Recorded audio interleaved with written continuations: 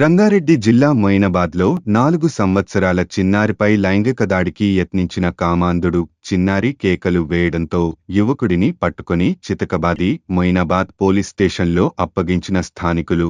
చిలుకూరు గ్రామానికి చెందిన యశ్వంత్గా గుర్తింపు. చిన్నారి తల్లిదండ్రులు గద్వాల్ జిల్లా తరూర్ మండలం అల్లపాడు వారీగా గుర్తింపు. బతుకుదెరువు కోసం మొయినాబాద్ వచ్చిన చిన్నారి కుటుంబం. మాది గద్వాల్ దరూర్ మండలం, గ్రామం వచ్చేసి అల్లపాడు. మేము ఇక్కడికి పెయింటింగ్ పని చేస్తాము. ఇక్కడ మేము బతకడానికి వచ్చాము. ఇక్కడ మొయినాబాద్ దగ్గర రెంట్కి ఉంటాం. మేము రూమ్ రెంట్ తీసుకొని ఉంటాము.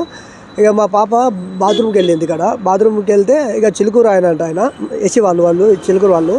మా పాప బాత్రూమ్కి వెళ్ళింది. బాత్రూమ్కి వెళ్తే ఒక ఆయన వచ్చేసి పాప చేపట్టుకొని కాసి ఇంటికి లాక్కెళ్ళిందేమో. ఆ పాప బట్టలు ఇప్పేసిందేమో. ఆయన పైన పడి రేప్ చేయకపోయిండు. రేప్ చేసేసరికి మా పాప వచ్చి చూసింది. చూడగానే మేము 4 సంవత్సరాలు ఉంది సార్ పాప. 4:20 సార్. 4:20 అయింది. పాపని లాక్కొని వెళ్ళిండు. లాక్కెళ్తూనే ఆమె సౌండ్ చేస్తుంది, బాగా అరుస్తుంది. ఆ పాపని బాగా కొట్టిందేమో.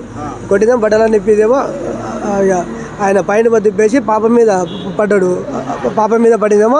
ఆమెని ఎట్లా పడ్డా అట్లా చేస్తుంటే ఇంకో పాప ఉంది, మా పెద్ద పాప 6 సంవత్సరాల పాప ఉంటుంది. ఆ పాప చూసిందేమో. మాకు చెప్పగానే మేము పరిగెత్తుకుంటూ వెళ్ళాము. వెళ్ళగానే ఆయన పాయింట్ ఎక్కించుకుంటూ ఇక పరిగెత్తుకుంటూ వెళ్ళిండు. మాకు దొరకలే. ఇక ఫాలో అయినామో. మన మొయినాబాద్ పెట్రోల్ బంక్ కాడ దొరికిండు.